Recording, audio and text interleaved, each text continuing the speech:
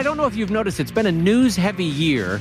A lot of news on the old heart this year. A lot of stuff going on. Yeah, you could call it news heavy. It was a little bit of news-heavy year. So I've been watching a little bit more cable news than I normally would. And the reason why I kind of say that disparagingly is like, you watch PBS or even watch the network news, you get a better distillation of the day. Mm-hmm. You watch cable news, it's like, oh, somebody stubbed a toe and it's breaking news. You know, it's a little bit more hypey kind of a thing. Well, yeah, every cable news does the same thing.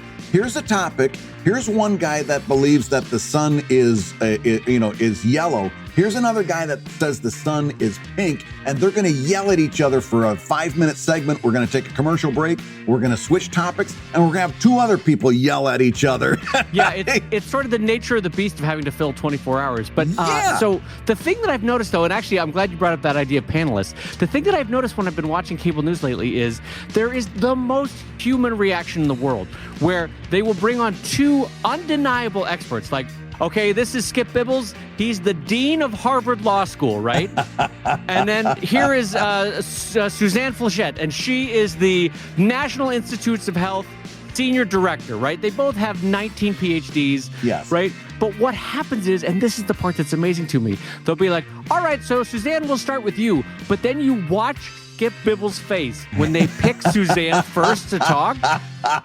And it is the most universally human thing, because it's like, to me, it's like when they're in 2nd grade and somebody gets picked last for team ball or for kickball or for soccer. Yeah.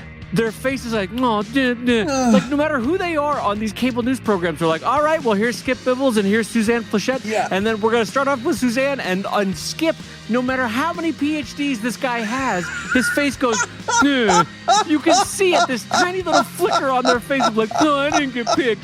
Well, number one, there's a lot to unpack there. Number one, I'm choosing Suzanne Flechette first every time, no matter what. Can you tell I couldn't think of a second name? And you went with Bob Newhart's first wife on TV, who was amazing. Like, in terms of like being creative on the spot, I went with Skip Bibbles for the first name, which was a great name for a Harvard law professor. Absolutely. And then I got to the second name and I went, yep, I'm out. My brain kindly noped its way out. It was like, nope, I got nothing. Go with Suzanne Flechette. That's fine. Oh, she was amazing. She had a voice so husky it could pull a sled. What a dumb joke. Oh, God. I liked her, but no, I had a lot of... Were you the kid that was always being picked last out on the... you were a young jock, weren't you? Kind of. It depends on... Everybody knew not to pick me anywhere near the top half for basketball. I was... I don't know what it was. I was terrible at basketball. Oh. But anything with throwing, football, baseball, soccer, I could do any of those. Basketball, I am God's gift to bad basketball. I am terrible, even to this day. Like, if anyone's like, hey, let's do a quick 3-on-3 pickup game of basketball, I'm like, I'm going to go sit over here. You're better 2-on-3 without me, because I will actually make the game worse. You'll actually trip over me at some point, and somebody's going to get hurt. I never understood the rules of basketball. I understood you had to get it in the hoop, which was hard enough. But all this traveling and holding and stuff, dribbling, I couldn't get my head around dribbling. It was a very complicated game for me. We're learning a lot about young Brad Geiger. Well, hopefully in your adult years, we can get you onto CNN and you'll get picked first, Brad. And that'll make all the difference. I cannot wait. And on that note, I'm going to say hello, everybody, and welcome to ComicLab, the show about making comics. And making a living from comics. I'm Brad Geiger, the editor of webcomics.com and the creator of Evil Inc. And I'm his pal, Dave Kellett, cartoonist of Drive and Sheldon and co-director of Stripped. And this week's Hour of Comics Advice is made possible by your support at patreon.com/comiclab. So Dave, let's talk comics. Let's talk comics, my friend. And the topic I wanted to jump into first on the show today was about luck, Brad. Ooh. Because we've heard it from other people, and we have probably said it ourselves, but, oh, didn't they get lucky? Or, boy, I got lucky. Or, oh, my career worked out because of some key moments of luck and this and that. Mm-hmm. And I wanted to talk about luck today in terms of luck versus hard work, or luck being the result of hard work. Yeah. Because a lot of people think, well, so-and-so, they just got lucky. Skip Bibbles, he's a dean of the law school at Harvard. Skip just got lucky because he was in the right place at the right time to get hired, or whatever it was, right? Mm-hmm. And there is I have my own thoughts on it, but I wanted to start off with thoughts that I thought, Brad, were from Oprah Winfrey, but I did a quick Googling for it before the show. Nope, the quote is not from Oprah Winfrey. It's from Seneca, the Roman philosopher. So I was a little bit off on who the quote is from. I get those two confused all the time. It's true. Like you think of Oprah, you think of Seneca. You think of Seneca, you think of Oprah. It's kind of interchangeable at this point. So what was the quote? Well, also, I should mention that the Toyota Seneca is my favorite of the entire line. I think that's one of my favorite Toyotas. After my love for Suzanne Plachette, I also have a spot in my heart for Connie Seneca. Connie Seneca. So the idea here is, and Seneca's quote that Oprah then remade famous is, luck is what happens when preparation meets opportunity. Yes. Right? And so I wanted to talk about this in my own terms because I think you can actually in life and in your career, your cartooning career, give yourself a better setup so that you are more likely to get lucky in whatever term you want to ascribe to luck, right? Mm-hmm. So if you work really hard and consistently hard, if you befriend and learn from like-minded people in your career, and if you learn faster than others, you will get lucky. At some point, quote unquote, luck will happen. Now, keep in mind that luck happened after you worked really hard, befriended and learned from like-minded people, and learned faster than others. But you can sort of increase the potential for luck to happen in your career. Yeah, that's absolutely right. Well, listen, two things. Number one, I'm super thrilled with today's show. I did not know that we were going to get tips from Dave Kellett on getting lucky. So this is really a show worth... Jeez Louise. Instant blushing. I went to instant blushing. I went from happy, confident talking to, I don't want to talk about this anymore. I'm out. But also, number two, it's also dovetails nicely with something that I always say, and it's taking basically another tilt at the exact same topic. It's a lot easier to be in the right place at the right time when you're always there. When you're always hanging around, when you're always in it, when you're always active, it's a lot easier to be at the right place at the right time. Is that another Seneca quote, Brad? That may have been Oprah Winfrey. I say that again. It's a lot easier to be in the right place at the right time when you're there all the time. When you're always there. Yeah. Yeah. Oh my God, Brad, that's a great quote. I love that one. The longer you stick around in comics, the greater your chances are of being at the right place at the right time. Let's say you only took 6 months. And remember, we talked about this, the 9-month itch, right? The person that sent us an angry email when we co-wrote the How to Make Webcomics book. They'd done it for 9 months and they weren't famous yet. And I always think about that person because it's like, yeah, well, if you're only around for 9 months, you only have a few chances really of being in the right place at the right time. But if you're around for 5 years, you've got a lot more opportunities. It's a little bit like, say you're standing in front of a pool table and you send 2 balls off in different directions, right? What is the likelihood that they're going to hit each other? But if you send 15 balls, and by this, the metaphor here being projects or work that you're putting out, or feelers or contacts in the industry, the more that likely they are to crash into each other and produce some spark of a moment. Yeah, you're right. The idea that if you're hanging around comics, if you're putting in the work, if you're putting out work, it's more likely that someone, and it doesn't matter who, someone that's the right person will see it at the right time and make something happen from it. Yeah, you're right. Yeah, that's fantastic. I like that a lot. And it has a lot to do with some of the common things that we talk about on the show: perseverance and keeping your head down and doing the work, focusing on the quality. It's a really good reminder to have as all of us have experienced at one time or another. That moment when you're plugging away and it doesn't feel like you're getting anywhere. Sometimes, along with those, taking a good hard look at yourself and seeing what you need to improve, another thing to kind of keep in mind is, well, if this is what you're going to do, you're going to have to stick with it. Right. I love the idea, too, that it is preparation meets opportunity, because frankly, we all know that there are people out there that are truly lucky. They were in the right place at the right time. It literally is a lotto scratch off. Yeah. You know, they didn't put in any work, but those people, I want you to separate those out in your mind, because those are the people that accidentally caught lightning in a bottle. The ability for any one of us to replicate that is nigh impossible. And so don't even consider those as part of your sample size for careers that you want to emulate. They were literally a 1 in a million chance, or, you know, that kind of thing.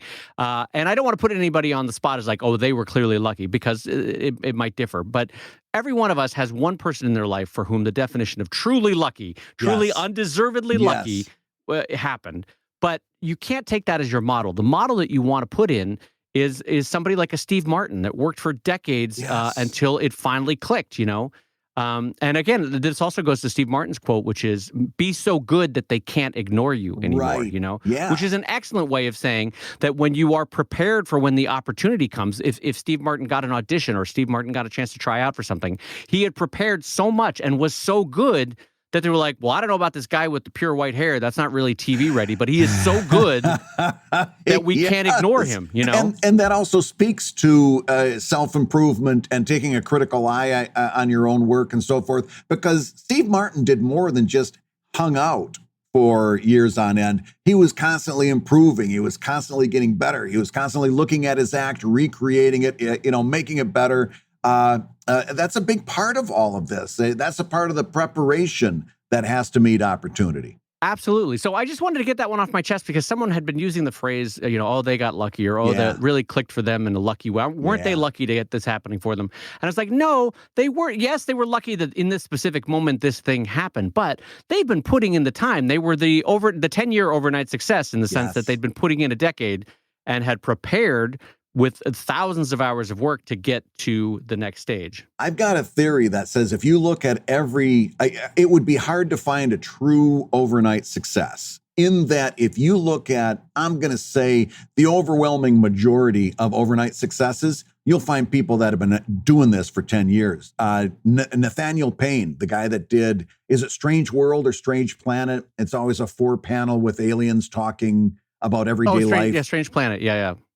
Everybody looked at that guy and it was like, oh my God, where'd this guy come from? You know, he's an overnight success. No, if you look at his history, he's got a long history in comics. He's been doing this for a while. He's been honing his craft, and this is the thing that put him over the top. But there are very few true overnight successes. Absolutely. And they are so rare and so far between that to include them again as part of your sample size is a bad move. Think about all the people that put in the time, and to the point of the great Toyota Seneca, luck is preparation meeting opportunity. Absolutely. All right, Brad. Well, I'm going to jump us into our next topic. This comes in from Mary Rose, and Mary Rose writes, "Hey, Brad and Dave, I'll call you my comics uncles, but I think we're about the same age. So I guess you're more like the comics cousins, ? But, you know, the cooler cousins whose parents let you ride motorcycles." Oh, yeah, that's us. Speaking of which, Mary Rose, growing up in Southern California, we had a clump of very specific type of Mexican palm tree that grew in our front yard, Brad. And when I say palm tree, you're going to think of the kind with the heavy stalk, and then there's a big bulbous thing at the top. This was not that. This was a type of palm tree that was 1,000 spines intertwining each other. Oh. And the reason I bring this up is the first time my brother's like, "Hey, you want to try to ride my motorcycle?" I'm like, yeah, I sure do. He's like, "All right, we'll do it over here on the grass so that you're not out on a public street. Put this helmet on." I proceeded to ride that motorcycle straight into a 30-year-old tangle of palm trees that stabbed me from every direction with these spines. And my mother was downright ready to kill my brother that he had let me ride his motorcycle right into this palm tree.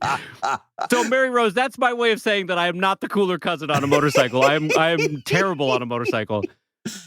There's a word for that. There's a word for that, isn't there? Where when you've got an obstruction in your path and you end up driving right into it. There's a term. That's a thing that like a happens. Psychological thing, like you're so fixated on the thing that could cause you trouble that you can't not hit it because you're looking right at it. Also, there is a motorcycle has a weird thing in that when you are in crisis, you are leaning back And so Yeah. you are then pulling on the acceleration, and Oh, geez, I never thought of that. causing even more problems. Anyway, here's Mary Rose's question. We're learning a lot about my inability to play basketball and ride a motorcycle We today. This is certainly great. are. I like this. All right, Mary Rose's question. Have you ever planned out a brand new project only to have major parts of it change as you actually started to work on it? Mhm. Like a big shift in the characters or the format or the layout or the style of writing. I have something I've been writing for a while, but when I try to put it into comic format, it falls apart. And I feel like maybe I need to take a very different approach. This, however, scares me a bit. So now I'm rethinking the writing. Thank you for a truly wonderful and inspiring podcast. This has been such a shit year, but you guys have been consistent bright spot twice a week. Your best of had me crying tears of joy in my car, which is a little bit embarrassing. That is not a little bit embarrassing. That's wonderful, Mary Rose. Thank you for that. That makes our day. Yeah, thank you so much. We love hearing that you folks like the ComicLab Best of show. There wasn't a whole lot of comments on it, so I'm glad to hear that somebody liked it. It's I true. was Both getting Brad and I were worried. like, no, I guess nobody liked the best of show. Yeah. No one commented on it. Yeah, Oh. I was feeling a little bit sad. So, Mary Rose, you're our North Star right now. Yes. Thank you for that. We'll you just appreciate the assume kind you words. represent everybody. But That's listen, listen, Mary Rose, what's happening is I'm going to say, so you're like, hey, what's going on? Every time I start working on it, it changes. And you're thinking maybe something's wrong with you or something's up. No, you're experiencing creativity at its fullest. And it's great that things are changing. You want that change. Yes, it's frustrating.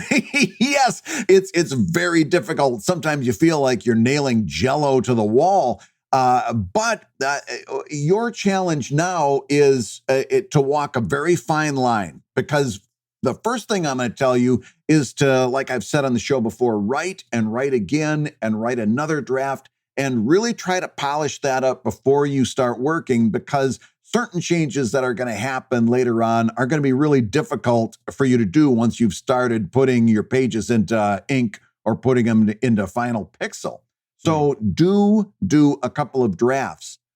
But once you've done that, at some point, just like good is the opposite of done. Good is the enemy of perfect. Yeah, that's what I'm looking for. Good is the enemy of perfect. Or perfect is the enemy of good. It's one of those. We get the Perfect idea. and enemy are not happy with it. They're on CNN, brought in to yell at each other.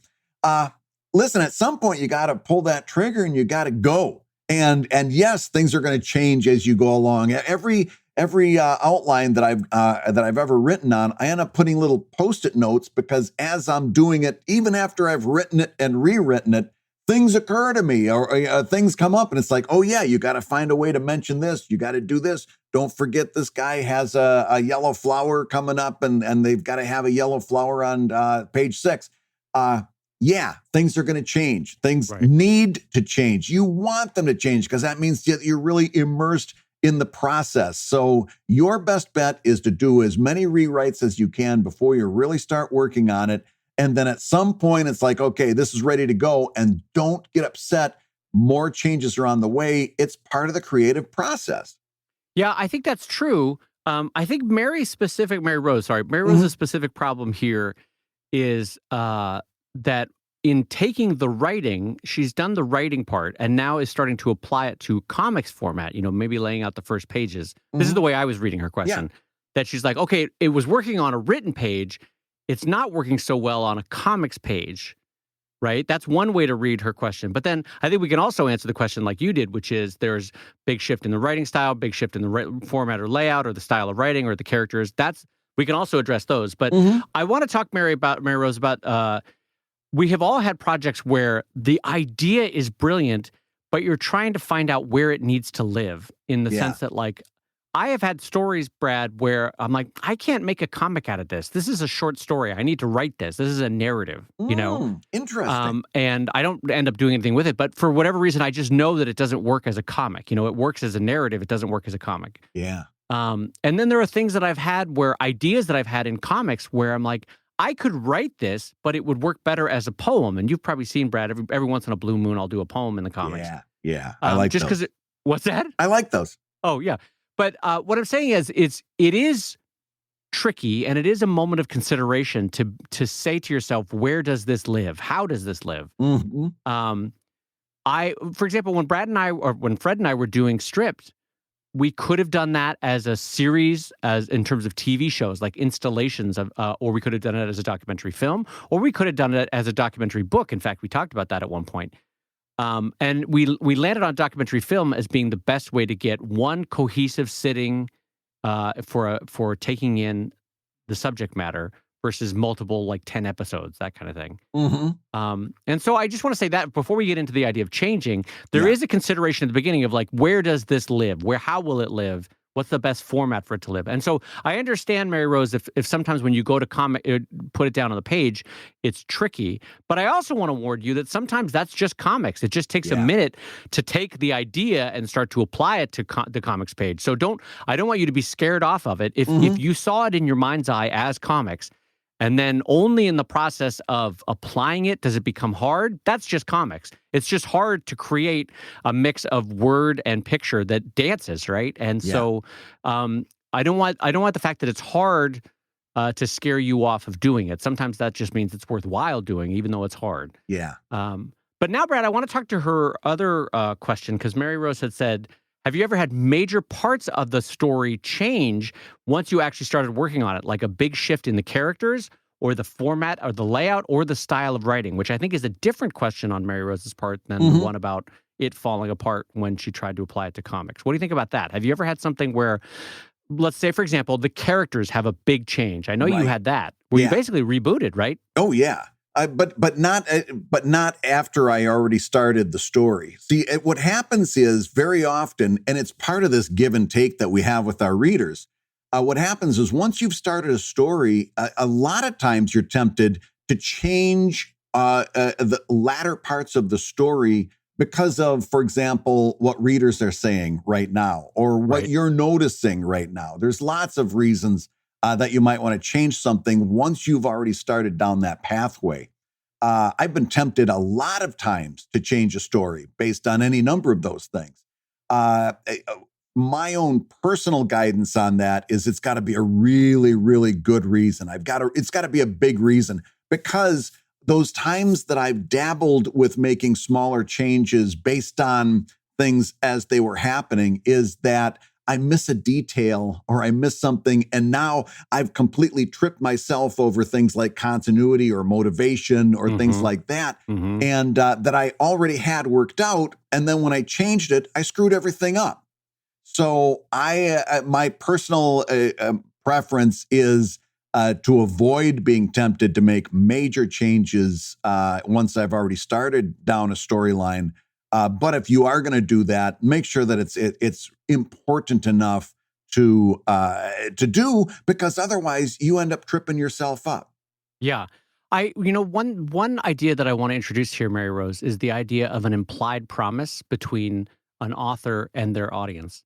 And so, for example, you were talking about how have we ever had a format or layout change in the middle of comics? And I think, let's say you get 40 pages into Watchmen, and suddenly the color palette is very different, or the page layouts are almost a different size, and they don't lay out the same way the previous 40 pages were. In a way, you are breaking the implied promise between the author and the audience of this is what you can expect. This is the parameters of the world.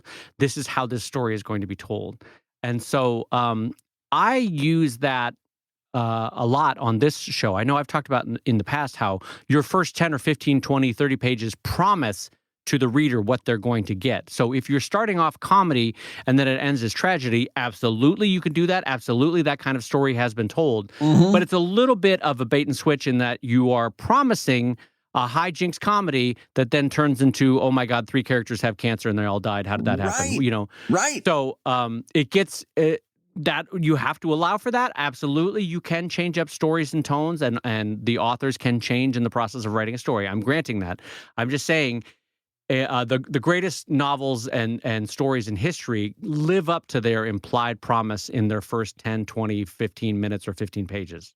I'm so glad to hear you say implied promise, because we had another question that came through that was about change as you're working. And I think it's an implied promise type situation. I'm going to read it to you, Dave, and see what you think. This comes in from Sky. And interestingly enough, I also just realized this. Sky also refers to us as the comics uncles. So I'll take it. There's a lot of similarities. As the writer of a long-form series, I'm aware of the route the plot will go and how themes will become more mature as time goes on. Mature. And as the story develops. However, at present, I would consider the theme of the comic teen to young adult, but will become darker and have more scenes that will be more likely to get an adult rating on the big screen, violence, horror, etc., increasing as the story progresses. What are your thoughts on a story becoming more mature as the readership does? Is it shooting myself in the foot by ending with a finished product that would be no longer considered teen friendly, or is it better to keep my writing integrity and letting this tale unfold how it's been envisioned? Thank you all for your great advice week in and week out. Dave, that sounds to me like a implied promise situation. Am I right? This sure does. Sky, you've brought in a question that is exactly tail ending to that last question. Yeah.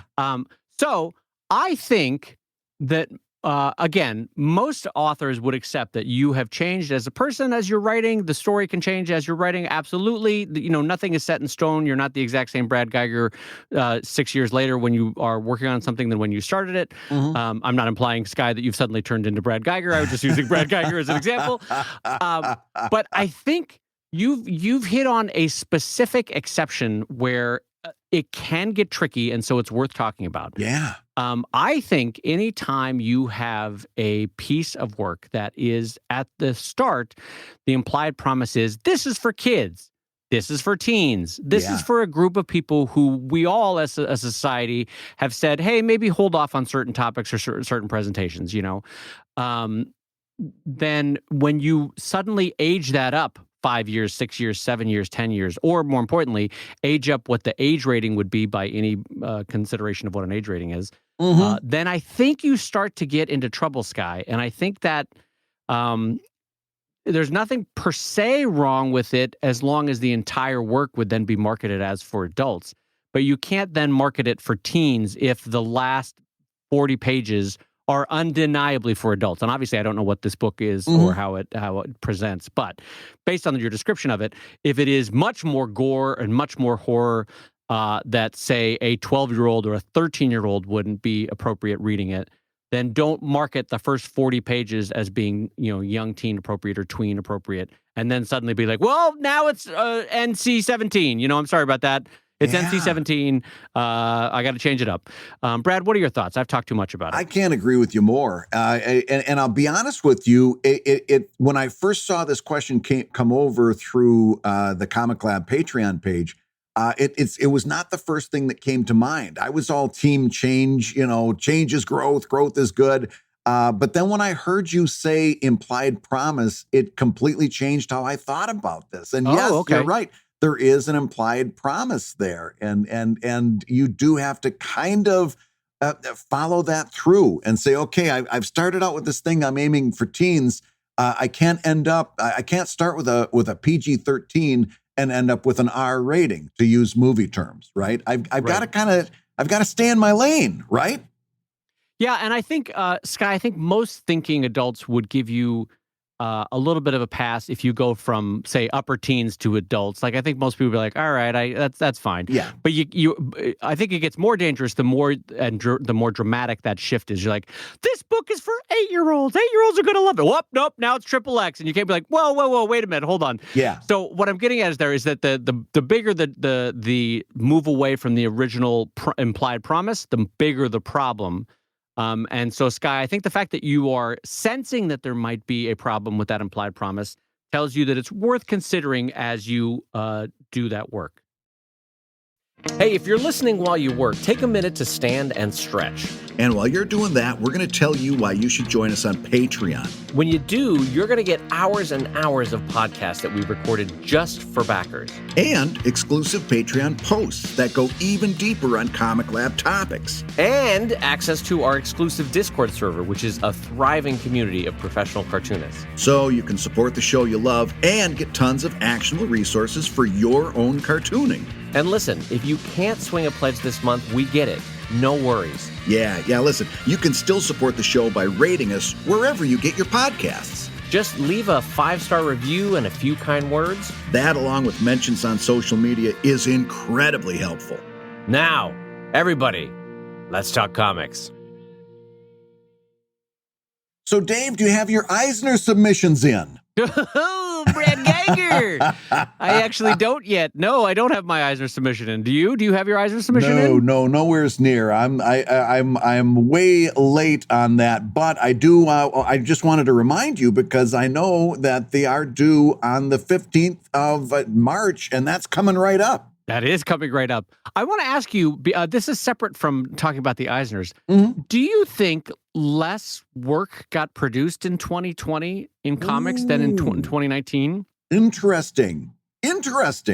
Perhaps less work that was backed by publishers for sure, and maybe less independent work. I'm going to say that overall, that you may find out that there was less work indeed published in comics.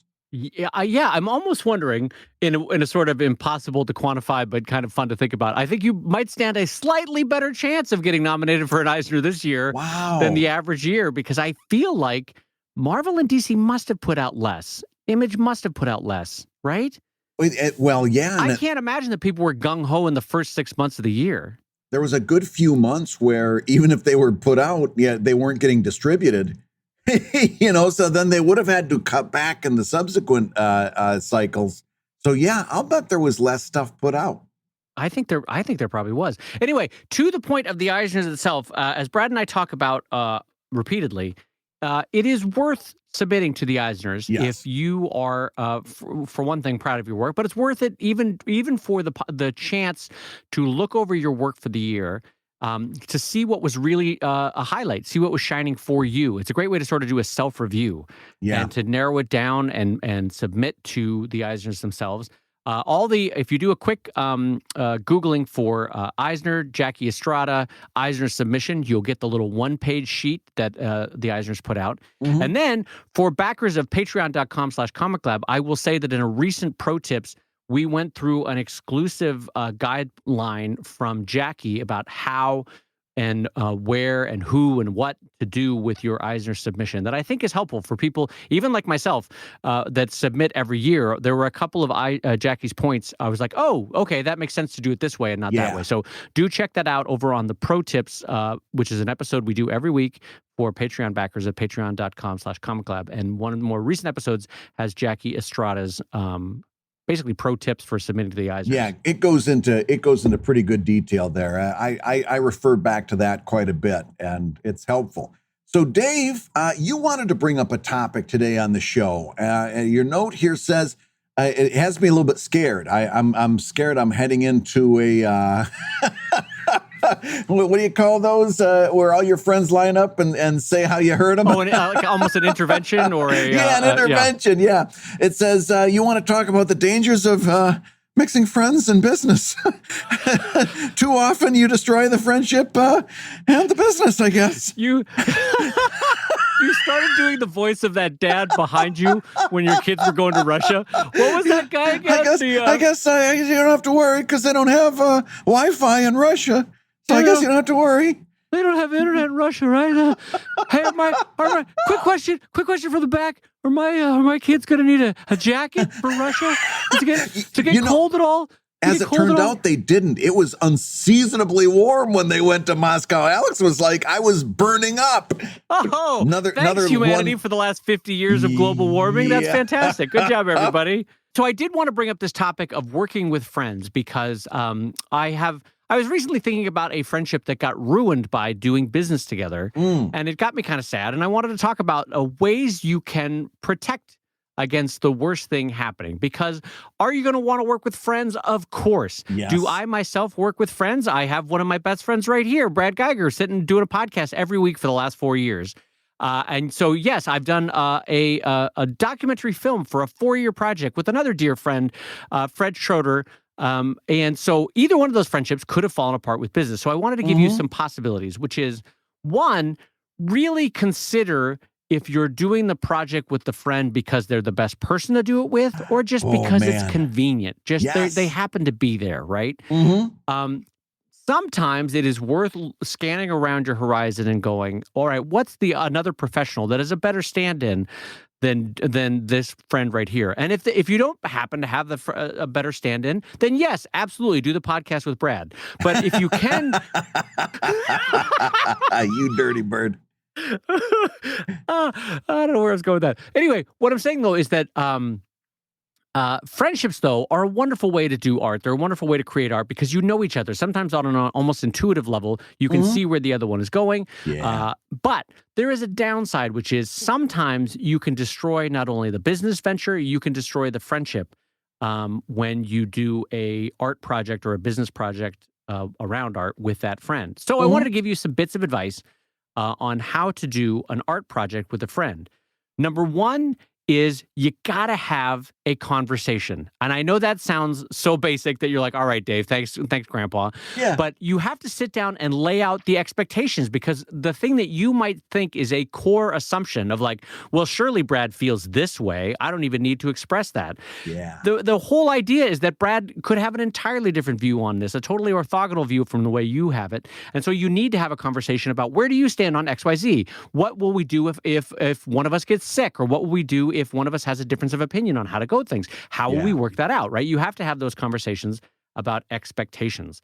And then, Brad, I think the second one is that you when it comes time to get serious about it, you want to contractualize it, right? Absolutely. And that contract is just a written down version of that conversation, because all a contract is at the end of the day is codifying or putting into words your expectations. I expect this of you. You expect that of me. We expect this is how we're going to divide up the money. This is who owns what in terms of the licensing and the usage rights at the end of the product. That contract is just a way of putting those expectations into words so both people can read them clearly. I remember when I was teaching a sequential art class at Hushin School of Art.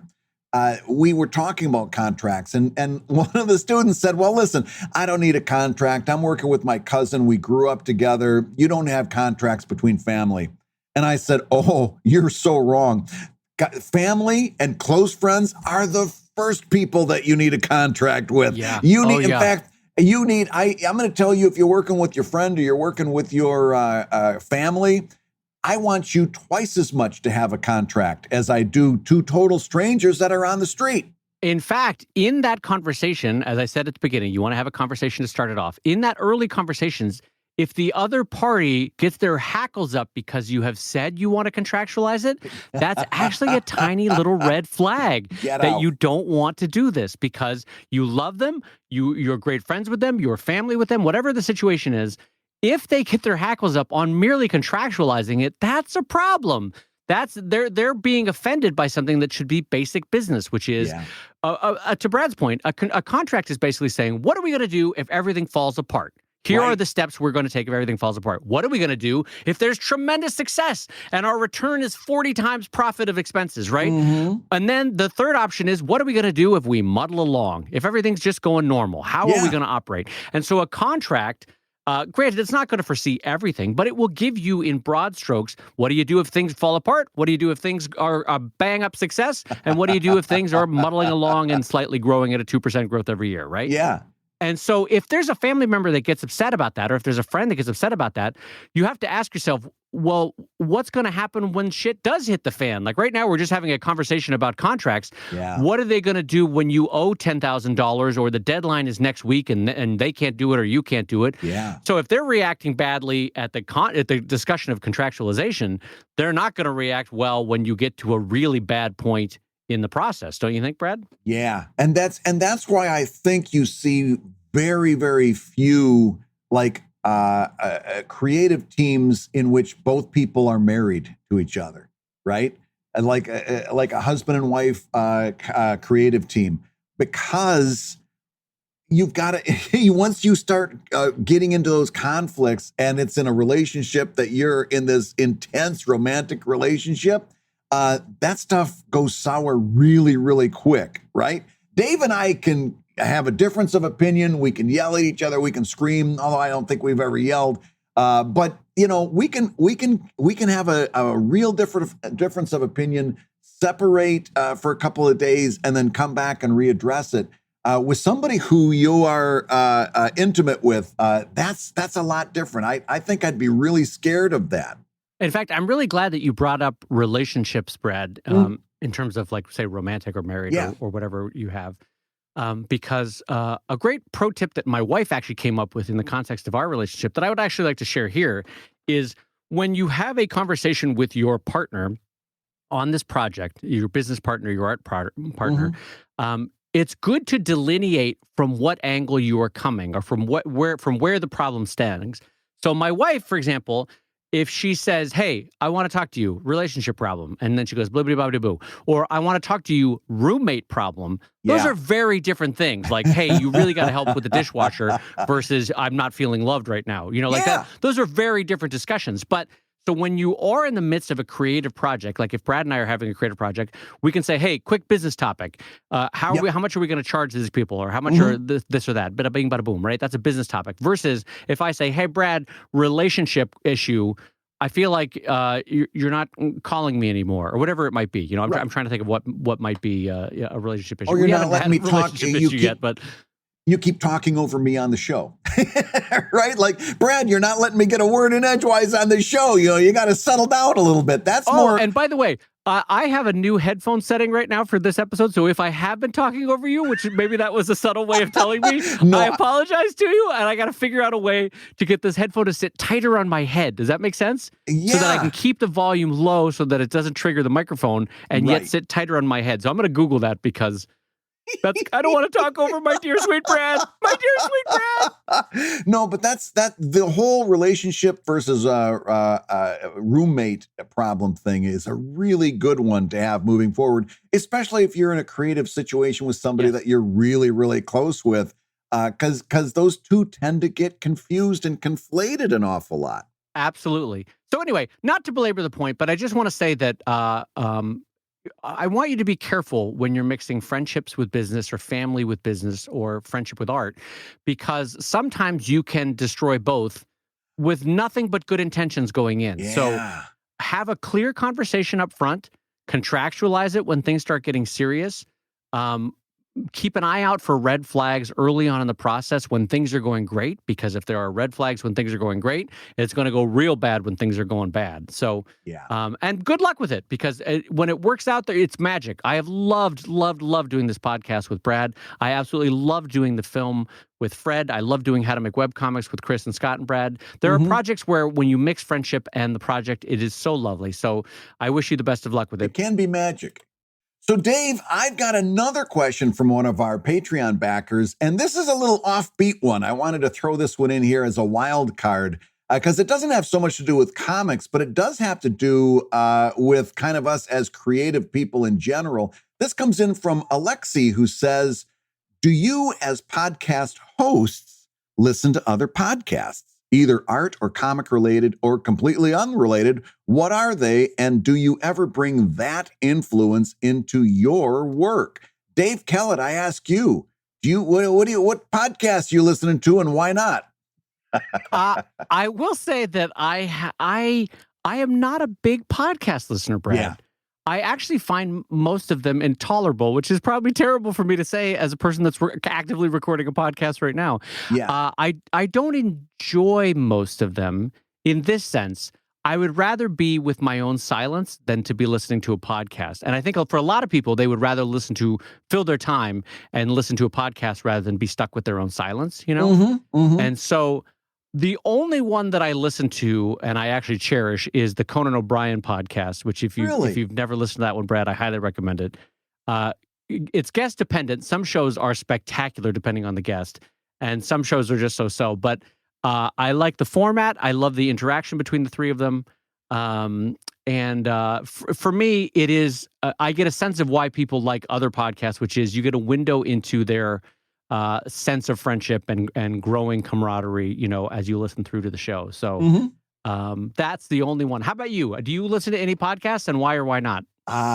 I don't listen to many podcasts at all. In fact, I'm very much just like you. I just listened to one that and in fact, I just have been listening to it for the past month. Like I just started listening. Before last month, my answer would have been no. I don't listen to any podcasts. And for me, you're all, oh, I like serenity. I like silence. I'm kind of the opposite. When I start listening to other podcasts, they drive me crazy because 9 chances out of 10, the people can't talk very well. They talk in a monotone. There's long pauses. They're not interesting. And because I kind of have a little bit of a passion for podcasting and a passion for talking, it drives me crazy. They don't change their voices. They make a point. I cannot listen to a podcast for very long because I have really strong feelings about what a good podcast should be.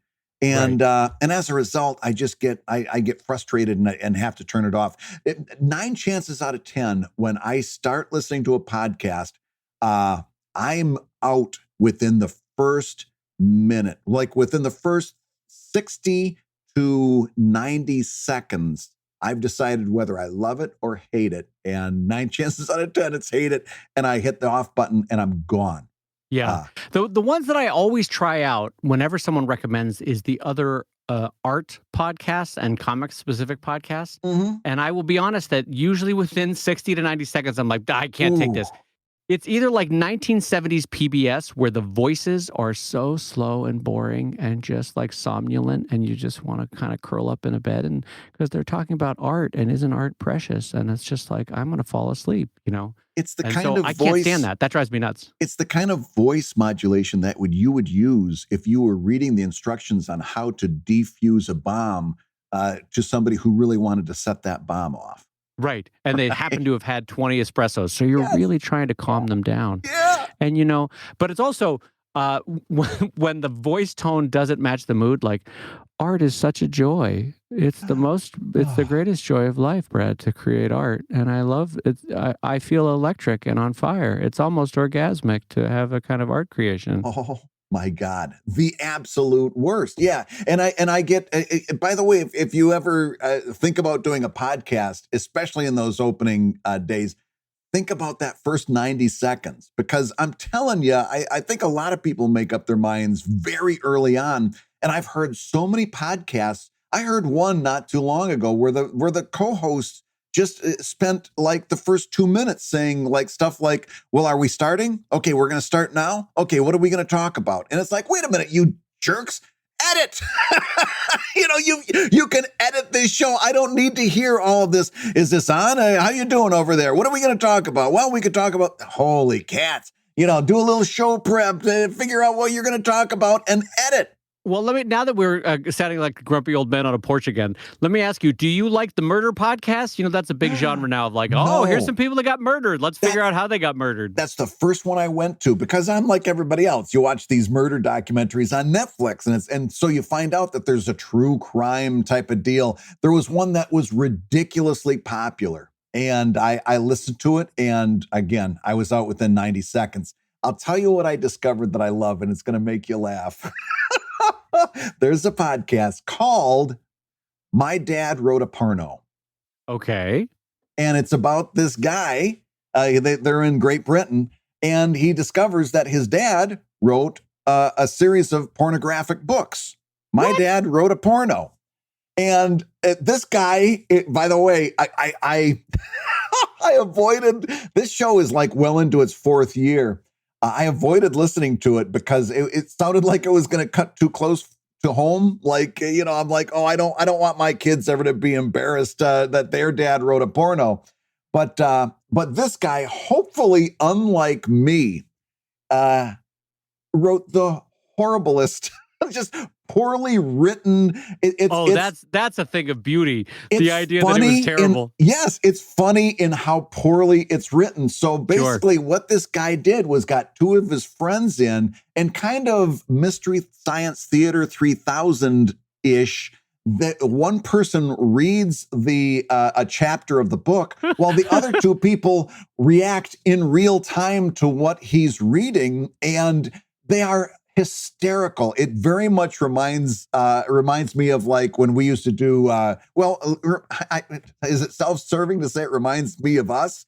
They're laughing their way through the entire show and cutting each other up and making fun of each other. It's a joy-filled show. And it's all from this guy's series of adult content books that were just written horribly from his inability to grasp the female anatomy and the names of the different operations and parts. Yeah. To just the fact that it's just wild, whacked out stuff. I mean, the plots are ridiculous. The action is ridiculous. Everything about it is ridiculous. Meanwhile, the guy, he goes by the moniker Rocky Flintstone.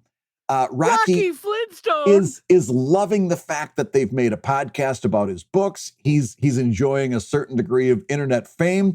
David, these guys have played like the Royal Albert Music Hall. They've played oh my God, really? They played what is it? Rocket City.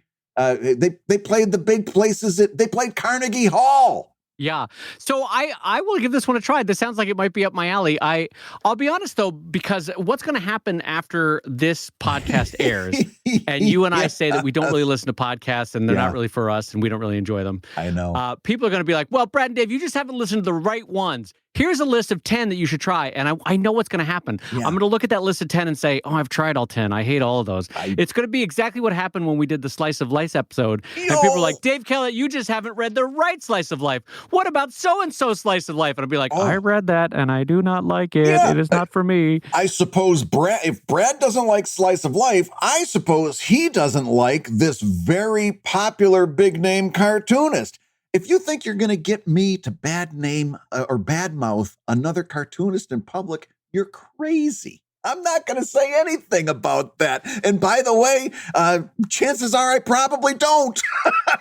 Here's the great news, though. He will do it to me on the phone, and it has been delicious. It has been delicious to hear Brad's thoughts on some Slice of Life comics. Oh, my God. In general, though, I think there is a type of comic, to get back on that is a genre that is just, the best way to say it, as I teach my kids, it is not to my taste, and that's okay. Yeah. It doesn't mean that the comic is bad. It doesn't mean that it's bad for you. It is just not to my taste. And traditional Slice of Life, nothing happens. Here's a boring person going through their boring day. Not for me. It's just not for my taste. And that includes a lot of famous cartoonists that, yes, you could name right now that have all been in the Comics Journal. They always seem to end up in the Comics Journal. And it's not to my taste. God bless them. Not to my taste. But yeah, so all of which to say, don't send us those lists. Don't send us the list of the podcasts we need to listen to, because chances are, I'm right there with you, Dave. Chances are I've already tried it and I've already decided it's not to my taste. Yeah, I've tried 10 or 15 of the murder podcasts. I've tried 10 to 15 of the story podcasts.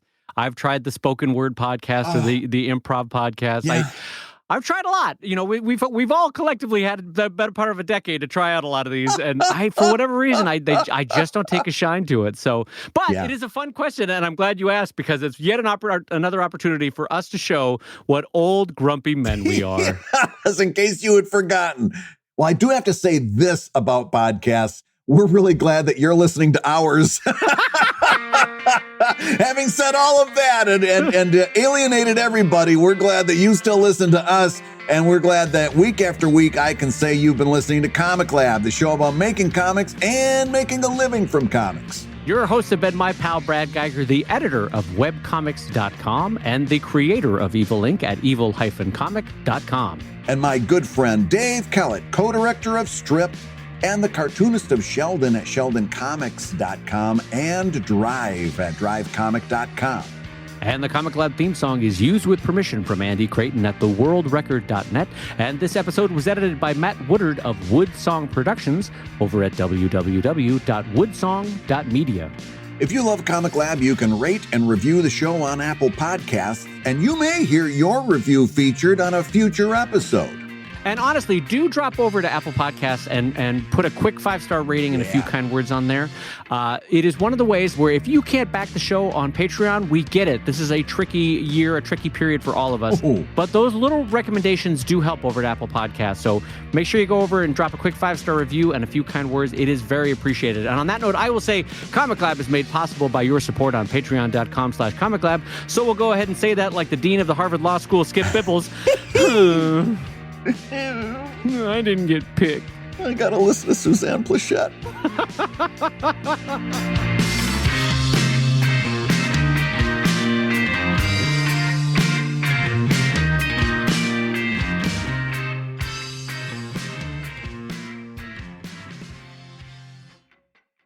It's either like 1970s PBS let me start that over again. It's either like 1970s PBS voice. Oh my God, I did it again. Sorry, Matt.